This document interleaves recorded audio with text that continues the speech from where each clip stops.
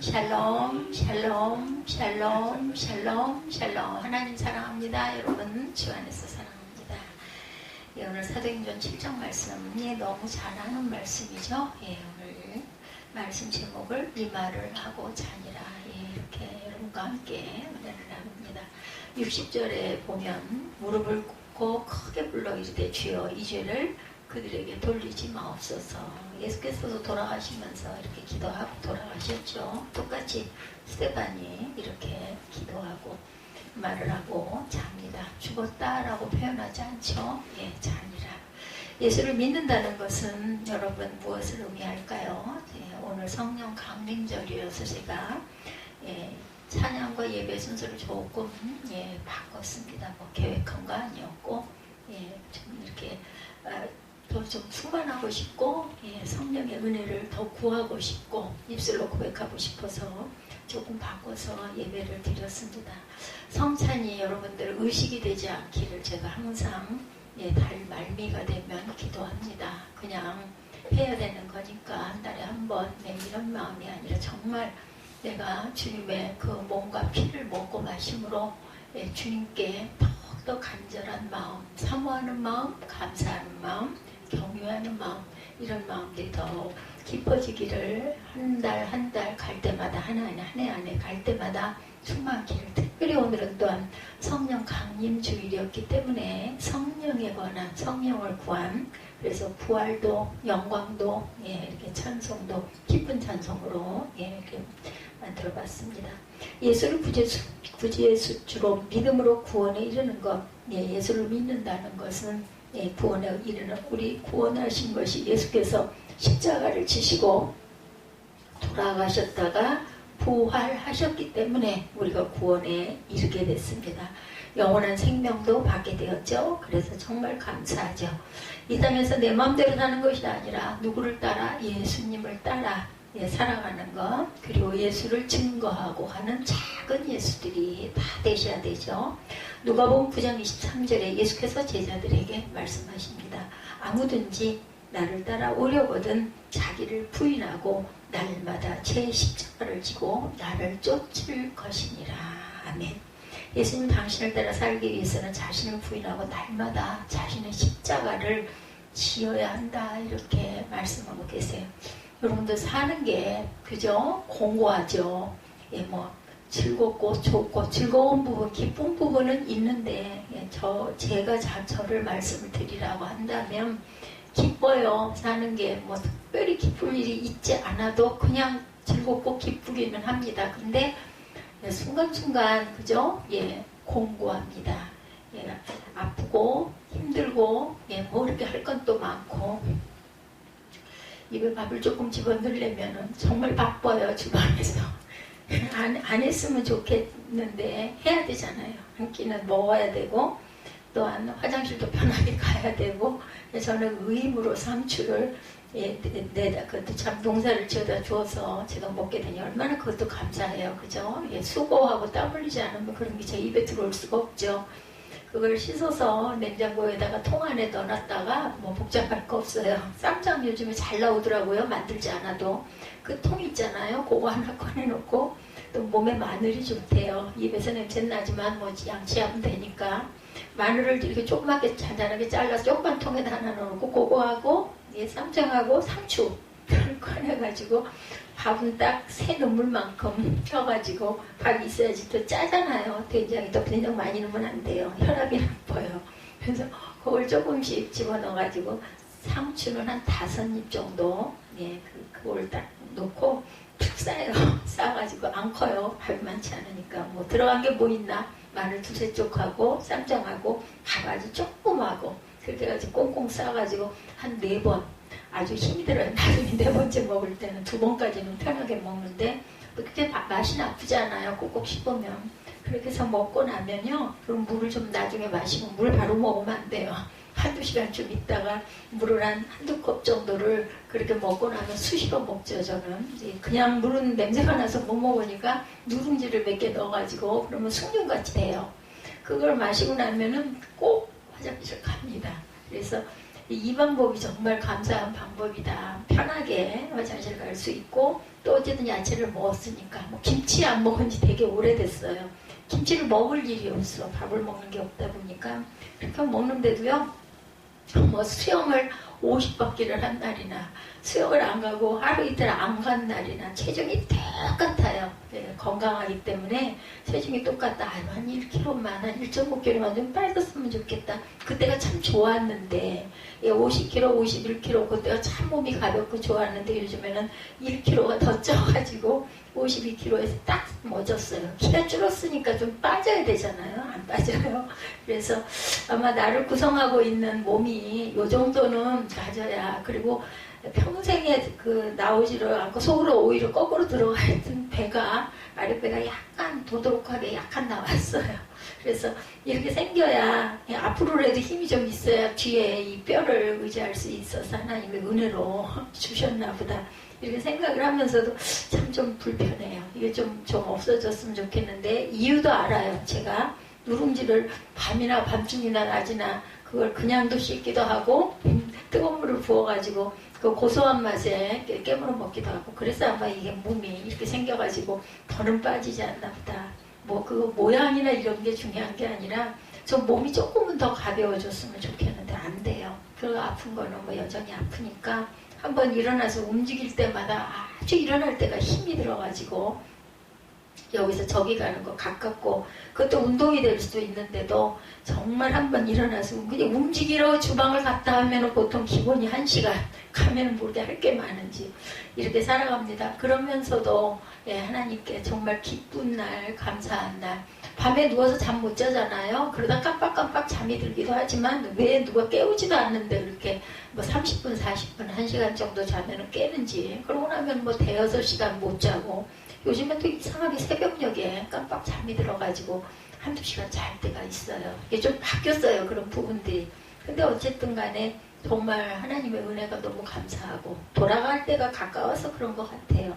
왜 이렇게 기뻐요, 하루하루가. 기쁜 일이 없는데도. 심지어는 누가 나를 아프게 하고 힘들게 해서 혈기가 나기도 하고 속이 상하기도 하고 원망이 있기도 하고 미움이 있기도 한 날도 조차도 달콤해요. 그러면서 용서해야지. 하나님이 나를 용서하셨는데 용서하지 못할 게 뭐가 있나. 가장 가까운 데 덫이 있죠. 또 없으면 안 되겠는데 있는데 그게 괴롭기도 한 그런 그 삶. 그러면서도 살아있으니까 내가 이걸 느끼지. 이런 감사가 일어납니다. 이게 젊을 때도 이랬으면 얼마나 좋았겠어요. 너무 늦었죠. 많이 늦었는데도 그래도 그래서 저를 여기서 살게 하신 것 같아요. 하나님을 가까이 느끼고 수시로 예배하면서 조금 변화되라고. 새벽이면 제가 예배를 드리죠. 어떨 때는 설교를 2편도 하고 3편도 합니다. 그러면서 혼자 예배하고 찬양하고 할 때 하나님의 은혜가 또한 깨달음이 말씀이 제 마음에 자꾸 심어지는 그러한 것을 참 은혜로 경험을 합니다. 예수님이 자신을 먼저 그렇게 본인이 먼저 그렇게 사셨죠. 하나님의 아들로 자신을 부인하고 쌍낮은 자의 모습으로 이 땅에 오셨어요. 섬김을 받으려 온 게 아니라 섬기려 하러 내가 왔노라 말씀하죠. 하나님께서 자신에게 부여하신 십자가를 지고 죽기까지 순종하셨던 그런 예수님. 여러분들 내 십자가를 지고 나를 따르라 했을 때는 기쁘고 춤추면서 오라는 게 아니에요. 자신의 십자가를 진다라는 게 뭐예요? 책임이고 의무이고 그죠? 짐이에요. 그걸 지고 나를 따라오라. 그 지고 뒤따라가는 게 뭐 그렇게 뭐 기쁘고 막 좋겠기만 하겠습니까? 육신적으로는 무겁고 힘들죠. 영적으로는 주님을 사모해서 따라가지만 가는 과정이 그렇게 기쁘고 막 즐겁기만 하지는 않다라는 거. 왜 이렇게 공부하고 왜 이렇게 문제가 많고 산 하나 넘었나 하고 후유 한숨 쉬고 또 후 하고 나서 조금 내려가다 보면 또 그죠? 돌부리에 발이 채이기도 하고 넘어지기도 하고. 제가 아까 저기 쓸다가 이 마이크 몸이 하필이면 모서리가 말등에 혈관 있는 자리에 톡 떨어지니까 그렇게 아플 수가 없어요. 눈물이 핑 돌 정도로 아프고 금방 혈관이 붓고 멍이 듭니다. 그런 삶을 보내는 모르죠.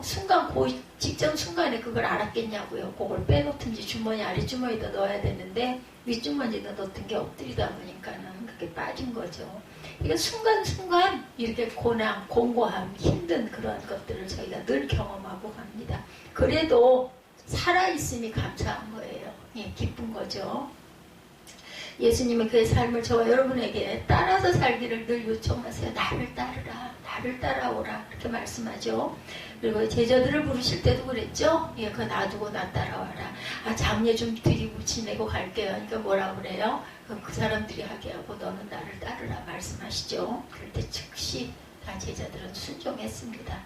문제를 어떤 이유를 달고 좀만 기다리세요 이런 거 필요 없어요. 나를 따르라 그냥 다 내려놓고 우리 하늘나라 가는 거 그렇지 않습니까? 내가 뭔가를 하려고 준비하고 저는 아주 순간순간 그런 생각을 많이 합니다. 내가 이걸 하고 싶어서 이거를 내일은 무슨 일정이 있고 병원을 가야 되고 뭐를 해야 되고 이렇게 한다 하더라도 밤에 정말 너 이제는 나한테 와라. 너 시간 됐다. 그럼 그냥 아멘 하고 그냥 얼른 가야 돼. 모든 거 다 놓고 그 계획은 아무 소용이 없습니다.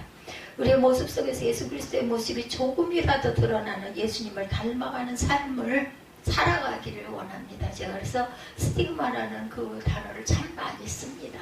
이렇게 주님의 자죽이 항상 남아있어야 된다. 가끔 수영장에서 보면 여성들도 뭐 남성들은 가끔 많이 보이지만 뭐 예쁘게 문신을 한 그런 뭐 어깨나 엉덩이 이런 데 아주 귀엽게 그런 모습들이 있어요. 예수님께서도 아마 내 흔적이 이 몸에 남기를 원한다. 그게 뭐 어떤 자죽이 아니라 우리가 사는 삶, 모습, 영혼 속에 주님이 항상 이렇게 딱 임박해 있기를 원하시는 거. 저는 그렇게 생각합니다. 예수를 따라 산다는 게 그렇게 쉽지만은 않아요. 아까 제가 1부 때도 그런 이야기를 했지만 그게 불법을 행하는 자들아 하고 얘기를 하시잖아요. 바리새인들. 정말 기가 막히게 율법도 잘 알고 했지만 그게 다냐는 거죠. 어떤 제자가 기도문을 외우라고 그러는데 못 외워요. 그래서 결국은 기도하다가 기도가 멈춰집니다. 그리고 아직 그냥 선생님한테 랍비죠. 엄청나게 야단을 맞고 그리고 쫓겨났어요. 그냥 오지도 말라고 막 야단을 쳐가지고 그리고 나중에 이 랍비가 어딘가를 가다 보니까 이제 동네 분들을 만났는데 동네 분들한테 이거 어떻게 지내십니까? 라고 물어보니까 아이고 잘 지내고 있다 그러면서 아니 그 제자 중에 한 분이 그렇게 착한 일을 많이 해가지고 정말 너무나 감사하다는 칭찬을 받는 거예요. 선생님이시다 보니까. 그래서 누가 그렇게 착한 일을 많이 하시냐.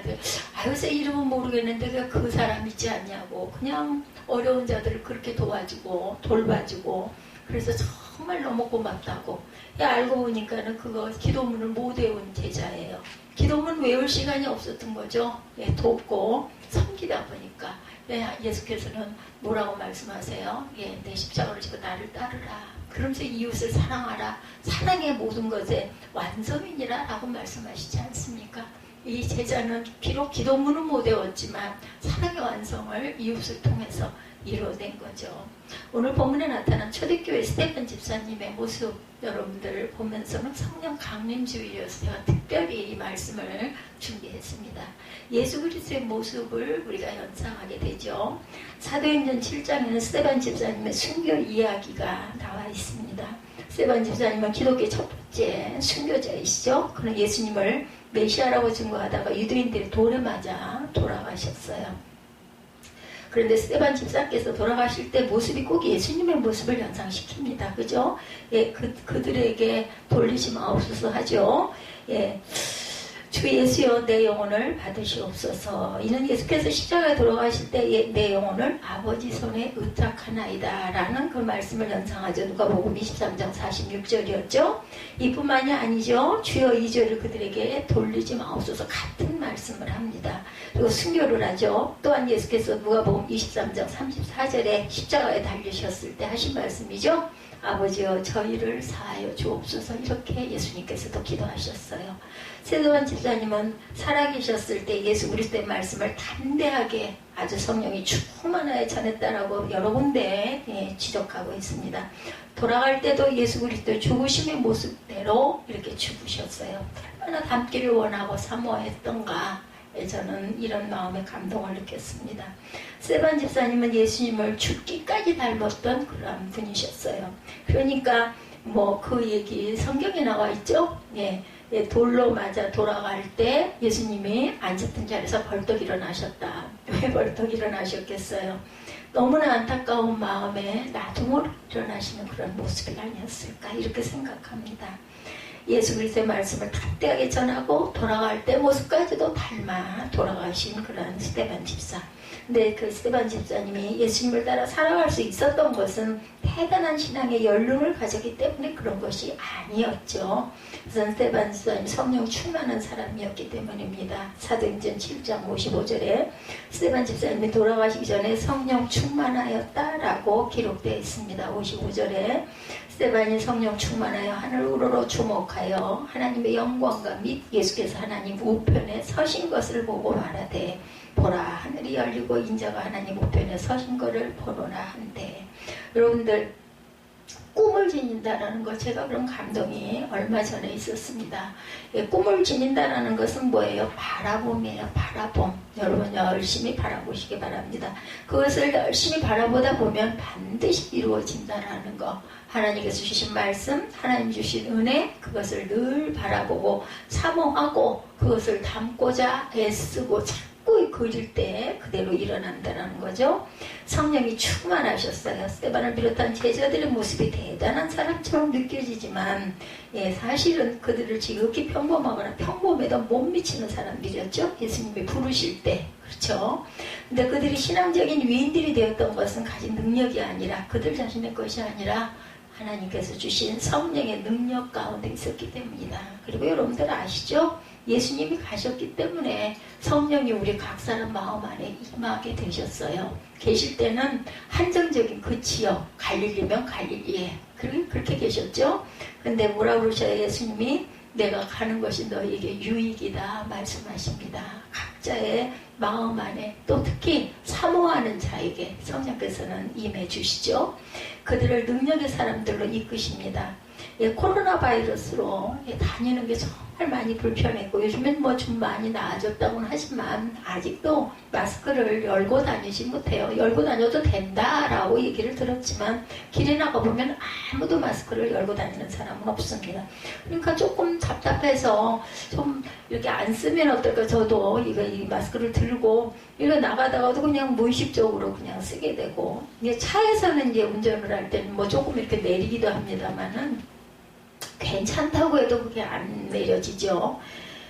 그리고 또 뭐 미세먼지, 그죠? 이런 황사, 이런 것에 공기가 뿌예요. 일단은 그렇기 때문에도 그냥 아주 필수품이 될 것 같구나 하는 생각. 그러다 보면 또 마스크도 아주 쓰기 편한 그런 아주 가벼운 뭔가가 좀 나오지 않을까 이런 기대도 또 걸어봅니다.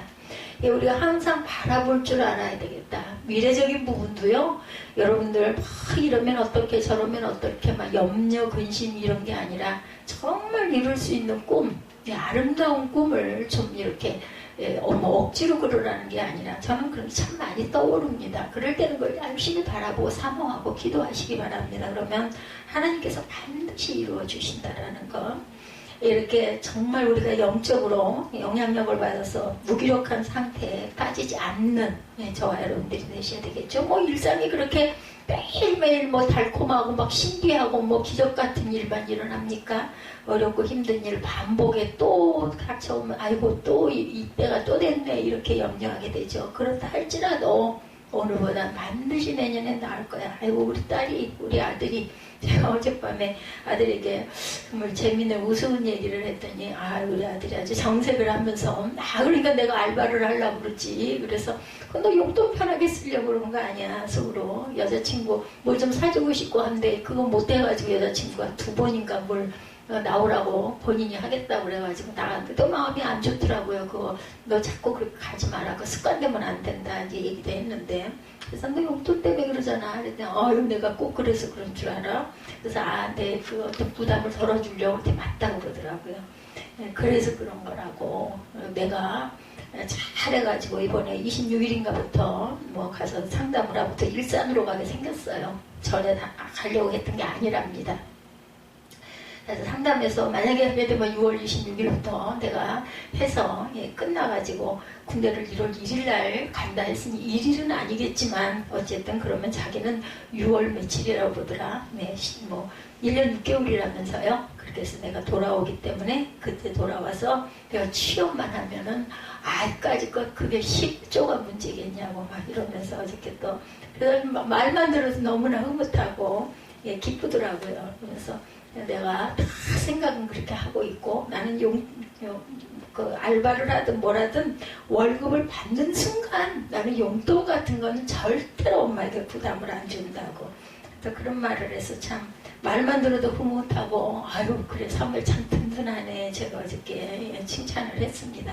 어때요? 이렇게 꿈을 그리는 거죠. 제가 지금은 저렇게 그냥 맨날 잠이나 자려고 하는 것 같고 하지만 또 그래도 나름으로 뭐가 됐든 우리가 보기에는 좀 황당무계한 뭐를 한다 하더라도 그래도 뭘 하려고 하고 아주 신경을 쓰고 앉았는 모습이 그래도 아무것도 안 하고 놀고만 앉았고 다니면서 사고나 치고 다니고 PC방에서 살고 그러면 어쩔 뻔했어요. 그죠? 안 그러니 얼마나 감사한가.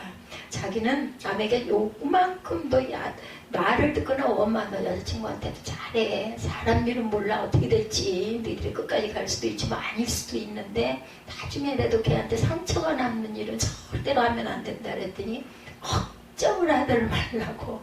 자기는 친구가 10번 만나자고 막 9번을 집으로 온 본인이라고 그러면서 남들에게 도움이 되면 됐지 요만큼도 원망 들을 일이나 폐를 끼치는 일이 자기는 한 번도 없다고 자신있게 얘기를 해요. 그래서 아이고 당연히 그러지. 근데 그래도 여자친구는 좀 다른 거니까 사매라 항상 생각을 해야 된다. 제가 어제 아니 모처럼 이 얘기가 긴 것 같지만 짧은 순간에 한 얘기입니다. 한 10분 어저께 또 뭐 잠이 안 오는지 3시가 넘어가지고 또 저한테 와가지고 또 말을 시키고 답은 못 얻고 갔습니다. 어쨌든 너 빨리 자. 내일 예배 드려야 되니까 너무 아침까지 새벽까지 있지 마라.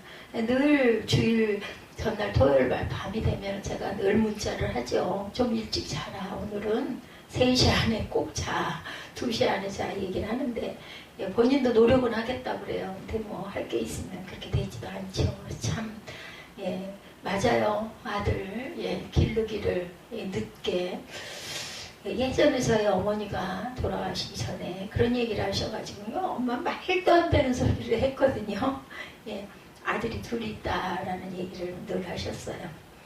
왜 예수님은 제자들에게 성령 받기를 원하셨는지 어떻게 성령의 임재를 체험하는 삶을 살아갈 수 있었는지 예수께서 승천하실 때 제자들에게 주신 첫 번째 과제가 있는데 성령을 기다리라 이렇게 말씀하죠. 떠나지 말고 예루살렘을 떠나지 말고 그죠? 사실 예수께서는 제자들에게 기대하는 바가 상당히 많았죠. 예수님의 승천 이후에 그들이 할 일이 많아졌어요. 그들은 예수님의 증인이 되어서 세상에 나가야 했습니다. 이제는 예수 그리스도의 복음을 입으로 전해야 되고 삶을 통해서 말씀대로 순종하며 살아가야 합니다. 전하는 건 전할 수 있어요. 근데 삶을 통해서 내가 말씀대로 순종하며 살아가는 이게 힘든데 이걸 할 줄 알아야 합니다. 제자들은 그러한 일을 제대로 감당할 만한 존재가 못 됐어요. 다들 뭐 너무 충만해서 너무 잘해서 이거 아니었습니다.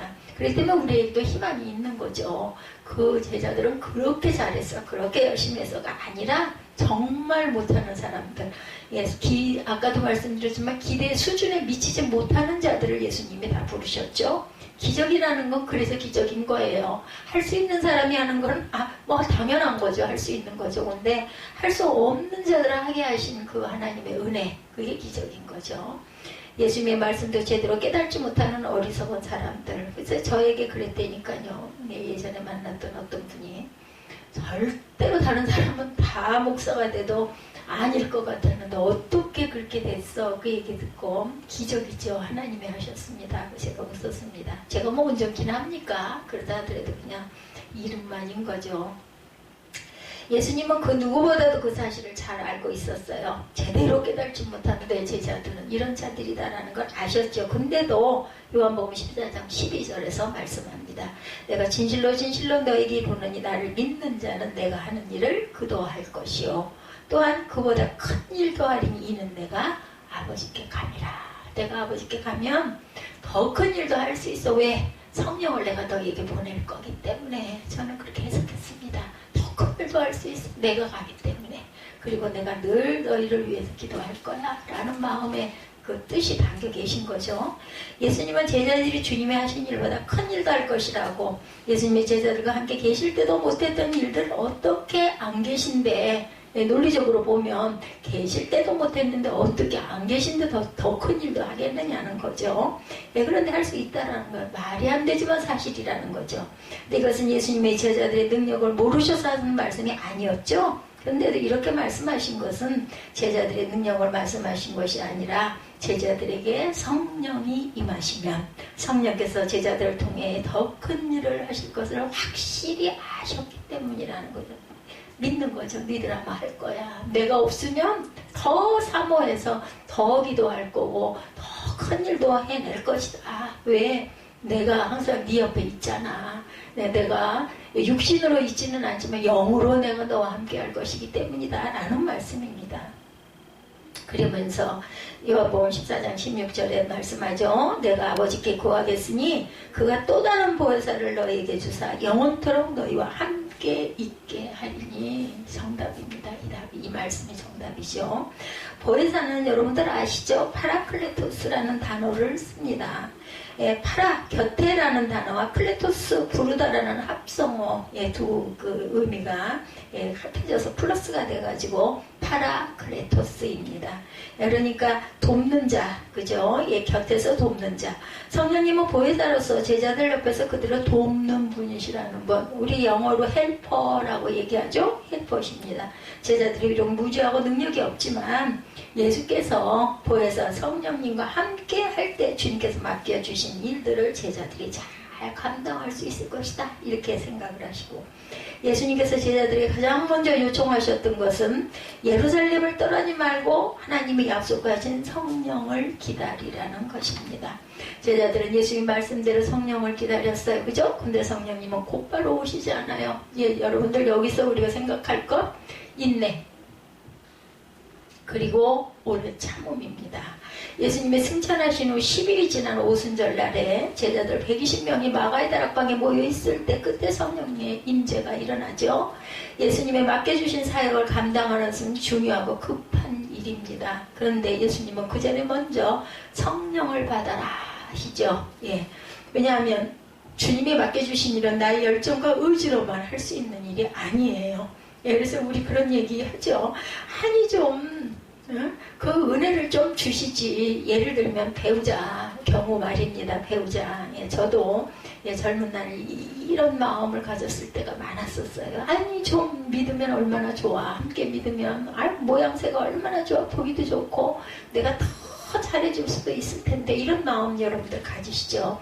근데 도대체 왜 은혜를 못 받는 거야. 그렇게 1년 2년 3년, 5년 이렇게 다니는데도 그저 오면은 가랑이 밤토리 가시가 찌르는 것처럼 그냥 몸부림을 치다가 끝났다 하면 그냥 아주 뒤도 안 돌아다보고 얼른 가야지. 이런 마음을 먹고 왜 가는 거야. 이런 얘기들 저도 많이 들었어요. 그 교회 나오게 하는 것도 굉장히 몇 년 수년이 걸려 힘들어가지고 교회를 나오면 좀 은혜를 받으면 얼마나 좋아. 못 받고 그냥 아주 졸고 앉았거나 좌불안석을 하거나 집에 죽겠어 하거나 하품을 하거나 그러다가는 그냥 끝나면 그냥 걸음아 날 살려라 하고 왜 그렇게 도망을 갈까. 아주 은혜 받으면 얼마나 좋아. 참 그게 안 되는 거죠. 우리가 주님이 뜻하신 삶을 살아가기 위해서 해야 할 첫 번째는 바로 성령의 임재와 그의 도우심을 강구하는 일입니다. 바라보시기 바랍니다.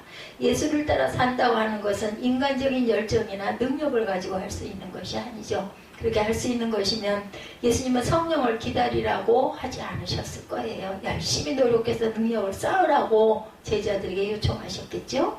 우리는 성령의 인도하심이 없으면 예배조차도 제대로 드릴 수가 없습니다. 제가 늘 느낍니다. 성령께서 정말 나를 불쌍히 여기시는구나 하는 생각을 합니다. 듣기 좋아하는 말 중에 주일이 기다려지고 예배가 기다려진다라는 그러한 그 말씀들이 있죠. 어떤 분에게는 예배를 드리고 성경을 읽고 하는 시간이 즐겁고 활기를 찾아가는 시간. 근데 어떤 분들에게는 일주일에 한 번 드리는 예배가 습관적이고 지루하게 느껴진 예, 그런 얘기 하죠. 예, 저 들었습니다. 뭐 매번 은혜가 있겠어. 그냥 그게 뭐 어떻게 그렇게 말씀마다 다 은혜가 있겠어. 그냥 한 번씩 어떨 때 정말 너무 막 가슴 벅차고 뜨거워지고 이런 게 있는 것만도 감사하지. 근데 정말 은혜를 받으면 어떤 말씀이나 정말 너무너무 기쁘고 즐겁고 끊고 싶지가 않게 막 계속 읽고 싶은 그런 마음이 듭니다. 정말 사람이 할 수 있는 일이 아니에요. 뭐 그러면 얼마나 좋겠어요. 이게 안 되죠. 지루하고 힘들고 도대체 무슨 말인지를 모르겠고 그냥 아주 얼른 끝나서 좀 가서 또 눕고 싶고 이런 마음이 들기도 많이 하죠. 우리의 지루한 일상 속에 성령님의 바람이 불어오게 되면 에스겔 골짜기에 마른 뼈가 살아나서 큰 군대가 되듯이 우리의 삶이 살아있음을 체험하게 된다는 거. 누구나 이러기를 원할 거예요. 믿는 자들이라면 누구나. 나도 좀 그 성령 충만한 그 은혜를 좀 받아가지고 막 무거운 짐이 하나도 염려가 안 되고 막 기쁘고 즐겁고 막 뛰듯이 막 찬양하고 한동안 전에 지금도 아마 그러겠죠. 이제는 이제 교회가 제대로 다 열리니까 제가 가본 바가 없지만 여의도 순복음교회 얼마나 뜨거웠어요. 뭐 그냥 가서 어찌어찌 해서 저도 그 본성전에 들어가려고 애썼던 그 젊은 날의 기억이 있습니다. 어떻게 하지 그냥 그 끝자리 하나 쬐끔 궁둥이 걸치고 앉기만 하면 그냥 사람이 많아가지고 그 열기 몇만 명이 들어가는 성전이다 보니까 위아래층으로 꽉꽉 차지요. 그러면 뭐 찬양을 해도 그렇고 그냥 절로 그죠? 복음성가 또 지금은 뭐 복음성가가 너무너무 많지만 그때 초기 80년대 90년대 그때만 해도 그냥 막 나와서 그냥 아주 나는 걸었네 뛰었네 이런 찬양들 얼마나 기쁜지 몰라요. 많은 사람이 모이면 이게 군중 심리기도 하지만 필요합니다. 그런 부분이 아무도 없는 쓸쓸한 성전에서 혼자 찬양하고 예배한다는 게 정말 힘이 들기는 힘이 들죠. 근데 그래도 저는 말씀 그러려니 하고 예배하고 찬양하고 찬양 듣고 묵상하고 하는 게 너무너무 좋습니다. 예, 성령님은 우리가 어떤 상황이든 상관없이 우리를 영적으로 능력을 더해 주시는 분입니다. 그렇기 때문에 아까 말씀드린 대로 스테반이 하늘로 우러러 간구했던 것처럼 눈으로 바라보고 구하시기 바랍니다. 그러면 충만해지실 수 있어요. 사모하는 자에게 주시죠. 두 번째, 성령님은 우리 안에 어떤 일을 하세요? 우리가 성령을 받았을 때 하나님의 뜻을 제대로 분별할 수가 있습니다. 알게 됩니다. 요한복음 14장 26절에 보혜사 곧 아버지께서 내 이름으로 보내실 성령 그가 너에게 모든 것을 가르치시고 내가 너에게 말한 모든 것을 생각나게 하리니 이렇게 말씀하죠. 그래서 예수께서는 성령을 기다려라. 그리고 네가 생각나게 될 것이다. 예, 저처럼 기억력 없어가지고 나는 아무 생각도 안 나. 아까 에스더 전사님이 그때 그러셨잖아요. 그렇게 얘기를 하길래 나는 이제 다 잊어버렸어. 그러니까 그냥 그러려니 하고 다시 알려주셔요. 이렇게 얘기를 했습니다. 성령님은 예수님의 영이시기 때문에 그분이 임했을 때 하나님의 뜻과 가르침을 깨닫고 생각나게 된다라는 거. 제자들이 예수님과 함께 있을 때 예수님의 말씀을 제대로 깨닫지 못해서 책망을 받을 때가 많았어요. 근데 예수님이 승천하셔서 안 계시면 더욱 하나님의 뜻을 깨닫지 못해야 하는 거죠. 근데 의외로 제자들은 예수님이 안 계실 때 예수님의 말씀을 깨닫게 됩니다. 왜냐하면 성령님이 그들로 주님의 뜻을 알도록 해주셨기 때문인 거죠. 사도행전 2장 4절입니다. 마가의 다락방에서 저희가 다 성령의 충만함을 받고 성령이 말하게 하심을 따라 다른 방언으로 말하기를 시작하니라. 이렇게 증가하고 있습니다. 성령님이 우리에게 임하시면 영적으로 하나님과 소통하게 하시고 하나님의 뜻을 깨닫도록 하십니다. 예수님을 오래 믿어도 성령님이 주장하지 않으시면 하나님의 뜻을 깨닫지 못해요. 그죠? 은혜입니다. 성령은 우리로 하여금 하나님의 음성에 민감하도록 도와주시죠. 그래서 내 고집스러운 생각이나 세상의 소리보다 하나님 말씀을 민감하게 듣게 하시고 그 뜻을 알게 하십니다. 그럼 예수님은 하나님의 말씀과 뜻을 깨달으라고 우리에게 성령을 보내주신 거예요. 돕는 헬퍼를. 성령님은 우리로 주님의 말씀을 생각나게 하실 뿐만 아니라 하나님의 말씀대로 살아갈 수 있도록 능력을 주시죠. 그 오른쪽에 그쪽에서 왼쪽이죠. 오직 성령이 너에게 임하시면 너희가 권능을 받고 길어서 잘랐어요. 땅 끝까지 이르러 내 증인이 되리라. 그 힘과 능력이 그자가 잘된 제가 성령 강림 주일 그걸 그 현수막이 있어요. 오래됐지만 있어서 그걸 찾다 도저히 못 찾아가지고 누워서 이걸 어떻게 해야 되나 그냥 넘어가야 되나 그러면 안 되는데 하는데 문득 저 말씀이 딱 떠오르면서 오직 성령이 너희 계시면 이거라도 있으면 이 말씀이라도 있으면 찾아서 내가 걸 거야. 그리고 탁 꺼내고 첫 번째를 딱 폈는데 저 말씀이 딱 있는 거예요. 그래서 저걸 빼놓고 사무엘에게 저걸 좀 꼭 달아주렴 했더니 달았더라고요. 그래서 신앙생활을 하면서 낙심할 때 예수님의 가르침대로 살고 싶은데 그렇게 살지 못하는 자신의 모습을 보면서 우리가 참 실망스러워합니다. 부끄럽죠. 온전치가 못해가지고. 사람이 하나님의 뜻을 알지만 뜻대로 살아가는 것 쉬운 일은 아닙니다. 뜻을 알지만 이를 행할 만한 능력이 없기 때문이죠. 뻔히 알면서도 못할 때가 많아요. 우리가 다른 사람을 사랑해야 한다는 것은 너무나 맹목한 예수님의 가르침, 심지어 원수까지도 사랑하는 그런 마음을 가지라고.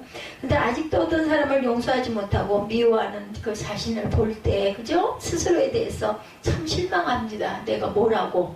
나 같은 죄인도 이렇게 구원하시고 그리고 은혜 안에 살게 하셨는데 내가 뭐라고 사랑하지 못할 자가 용서하지 못할 자가 어딨어. 다 용서해야지 이런 마음을 먹는데 또 무슨 상처나 듣기 싫은 소리를 듣게 되면 훅 하고 또 일어나는 거죠. 안에 그 쓴뿌리가 있어가지고 예수님은 오른뺨을 맞으면 왼뺨도 때려 돌려대라고. 사실 제가 이걸 보고 얼마나 웃었는지 몰라요. 뭘 좀 잠깐 보는데 거기에서 여자가 마땅치 않은 말을 하니까 요즘에 그런 사람들이 있나요? 그냥 남자를 뺨을 세게 때리거나 탁 때리더라고요. 약간 술을 마시고는 그러니까는 화나게 생겼어.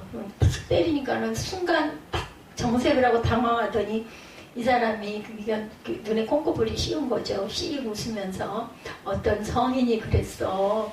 이쪽 뺨을 때리면 이쪽도 대라 그러는데 이쪽도 때리려 하고 되니까 또 진짜 그쪽도 이렇게 때리는 그런 모습을 보면서 이 말씀이 생각이 나가지고 제가 웃었습니다. 이렇게 너도 뺨 돌려대 상대방을 향해서 시끄러리는 그런 모습이 아니라 얻어맞았어. 그러면은 이쪽도 때려 맞아 때려 이럴 줄 아는 그런 마음.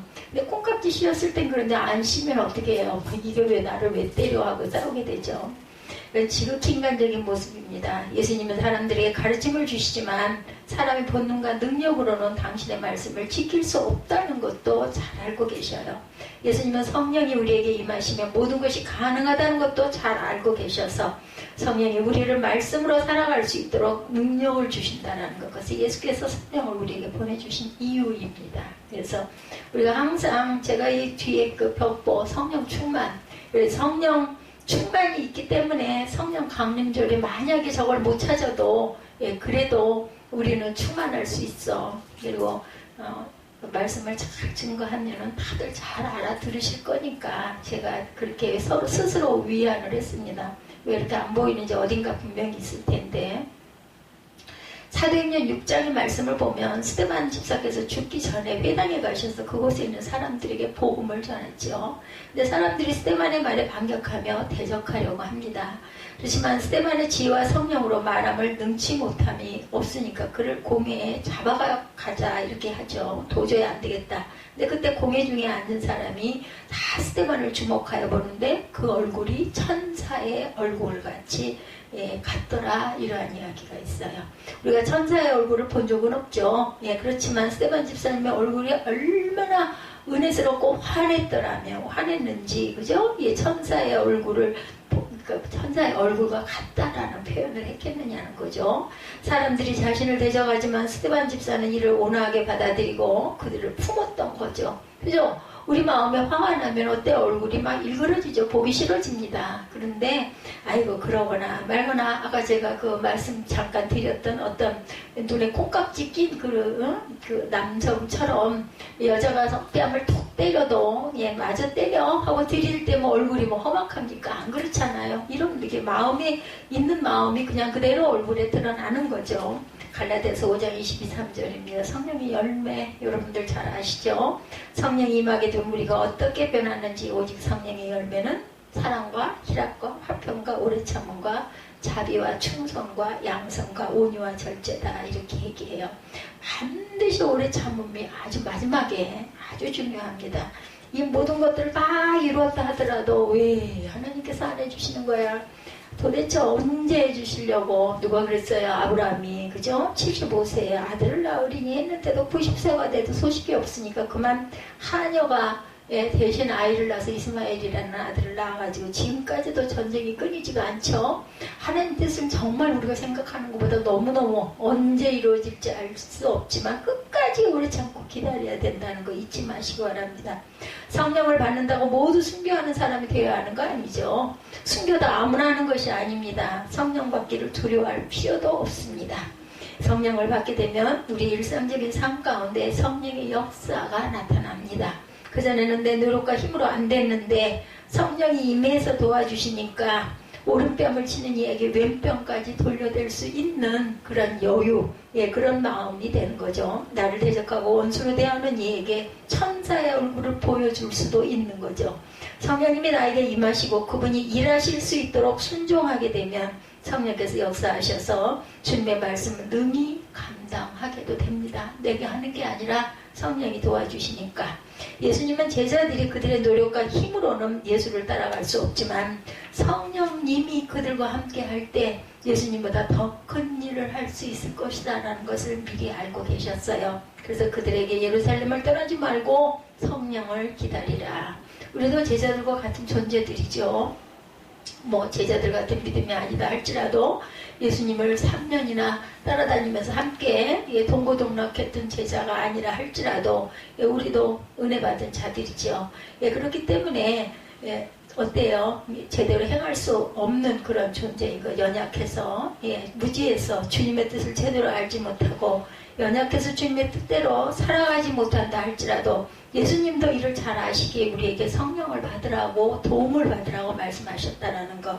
저와 여러분에게도 제자들과 같이 오순절 다락방에서 성령을 기다리는 그런 시간들 여러분들 많이 있으셨죠? 지금도 일상에 어떤 어려움이 있을 때 누군가에게 이걸 다 토설할 수도 없을 때 어떠세요? 뭐 일부러 무릎을 꿇고 기도를 않는다 할지라도 누워서든 아니면 뭐 설거지를 하면서든 무엇을 하면서든 아이고 하나님 이거 어떻게 하면 좋아요 하고 우리 마음으로 간구할 때가 많으실 거예요. 예수님이 누가복음 10장 11절에 구하는 이마다 받을 것이요 찾는 이는 찾아낼 것이요 두드리는 이에게는 열릴 것이니라. 성경 말씀이 1.1획도 변함이 없으시죠?